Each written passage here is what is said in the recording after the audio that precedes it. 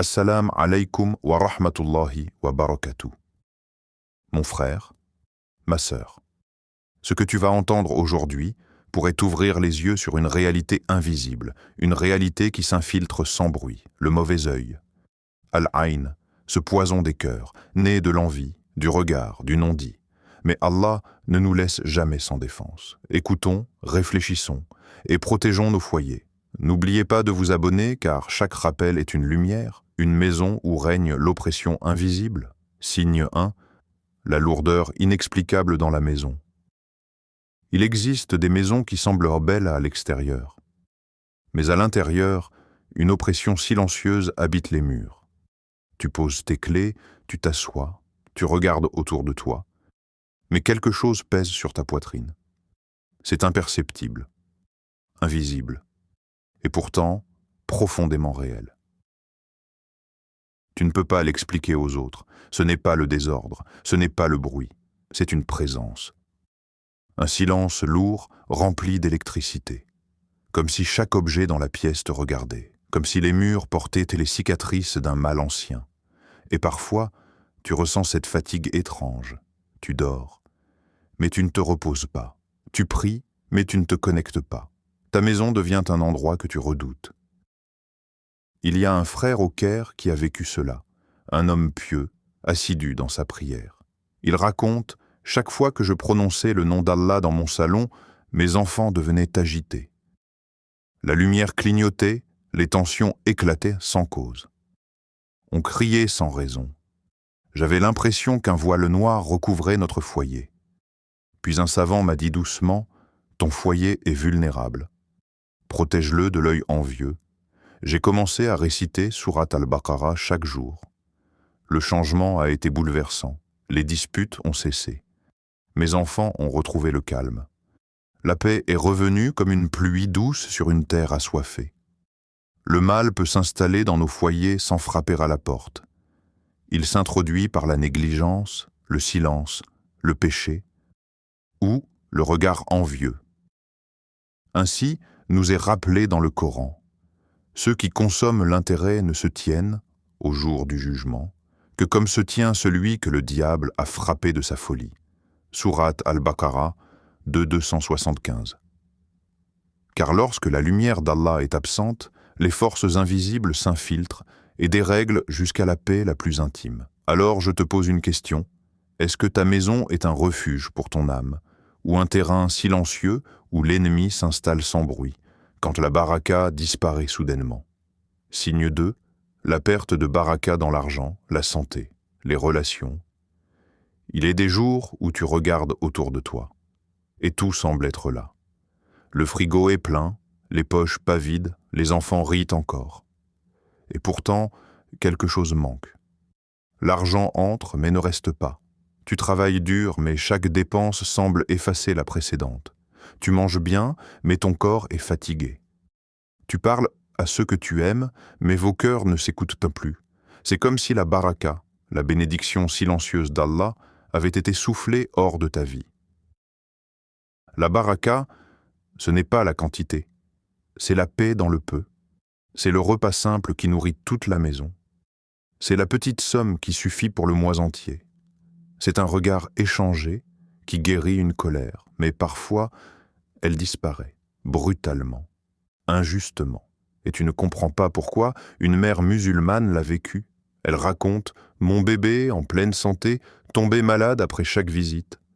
Pas de fièvre avant. Mais dès que certaines personnes passaient chez nous, son corps se vidait de sa joie. Il pleurait la nuit, rien ne marchait. J'ai compris que certains regards ne bénissaient pas, qu'ils prenaient. Alors j'ai commencé à dire chaque jour « A'udhu bi kalimatillahi at-tammati min sharri ma khalaq » Je cherche refuge dans les paroles parfaites d'Allah contre le mal de ce qu'il a créé. Et subhanallah, point comme une brise fraîche, la paix est revenue dans notre foyer. Il a recommencé à rire, à dormir. La baraka était de retour. Le regard envieux est plus qu'un regard. C'est une flèche invisible. Et Allah nous en a avertis. Contre l'envieux quand il envie, Surat al-Falaq 113, 5. L'envie peut dessécher ce que tu construis, ruiner ce que tu préserves, Sans un mot, sans un geste, réfléchis un instant. As-tu oublié de protéger les bénédictions qu'Allah t'a données, en croyant qu'elles t'étaient dues, les troubles nocturnes et les cauchemars? Signe 3. Cauchemars récurrents, insomnie, peur sans cause. La nuit devrait être un refuge. Un moment où l'âme retrouve sa légèreté, où les murs de la maison se referment doucement sur la tranquillité.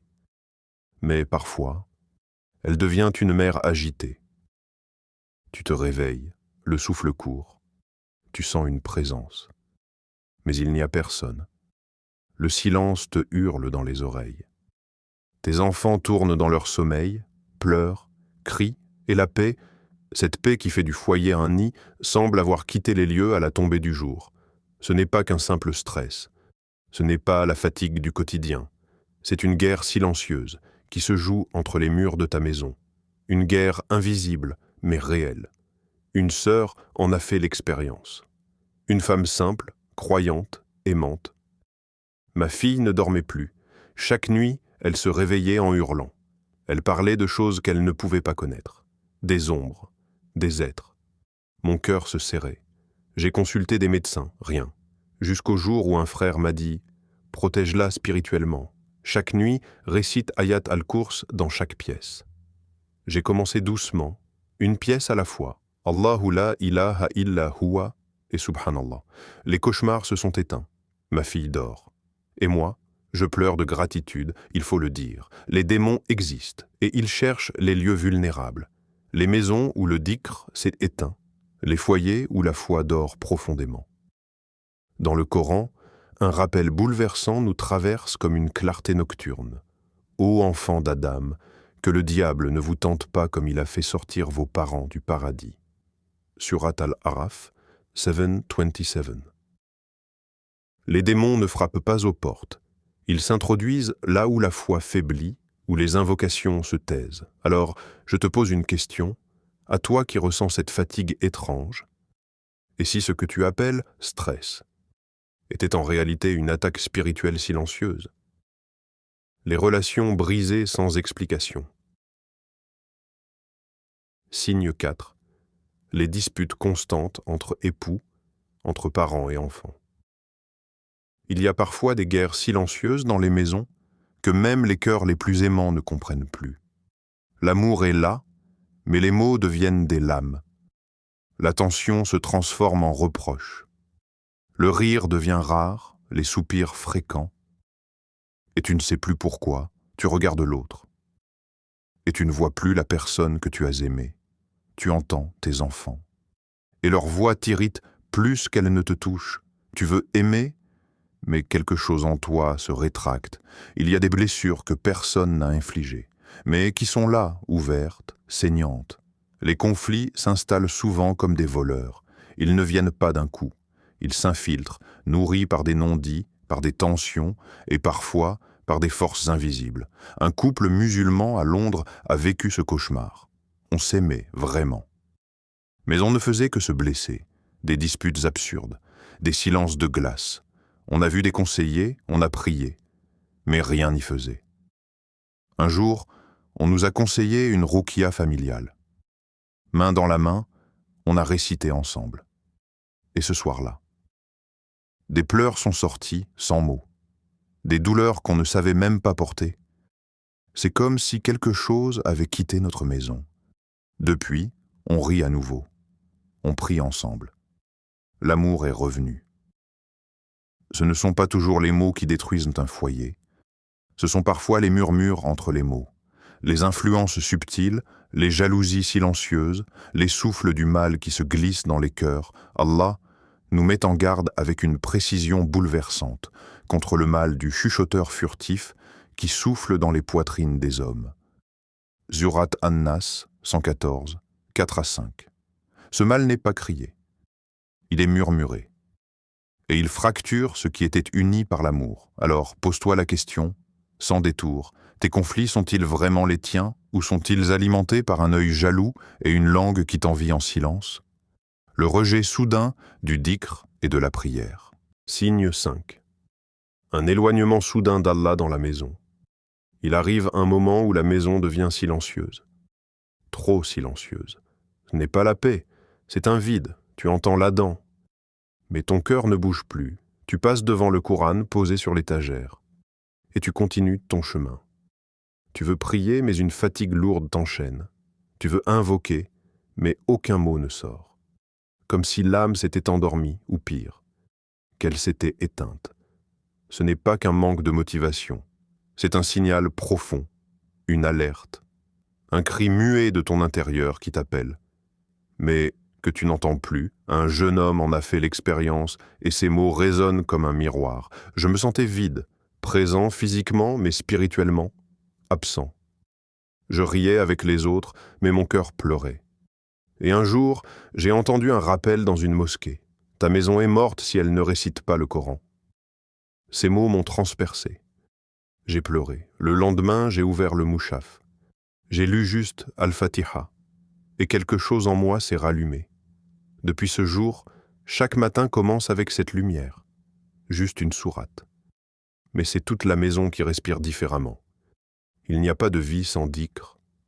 Il n'y a pas de maison vivante sans Coran. Quand la prière disparaît, ce n'est pas seulement une habitude qui se perd, c'est une protection qui s'efface. Le Coran le dit avec puissance. Nous faisons descendre du Coran ce qui est une guérison et une miséricorde pour les croyants. Sourate Al-Isra 17, 82. Et quand la guérison est fermée, la maladie de l'oubli s'installe. Alors, est-ce que le Coran vit encore dans ta maison? Ou est-ce l'oubli et l'insouciance qui y ont construit leur trône? Comment se protéger? Le prophète a dit « Le mauvais œil est une réalité. Si quelque chose pouvait précéder le destin, ce serait cela. » Muslim. Voici comment protéger ta maison. Lire Al-Baqarah entièrement, au moins une fois tous les 3 jours. Lire Ayat al-Kurs, 2,255, chaque nuit. Réciter les sourates protectrices, Al-Ikhlas, 112, Al-Falaq, 113, An-Nas, 114. Éviter de tout exposer sur les réseaux, dit plutôt Masha'Allah. Faire régulièrement du dhikr et de la ruqya, rappel final. Ce que l'œil envieux veut éteindre, Allah peut le raviver, mais il attend que tu te lèves, que tu protèges ce qu'il t'a donné, ne laisse pas ton foyer sans bouclier, allume la lumière, récite son nom, et regarde les ténèbres fuir, abonne-toi pour plus de rappels. Et partage cette vidéo, car peut-être qu'une maison attend ce message pour être sauvée. Wa assalam alaykum wa rahmatullahi wa barakatuh.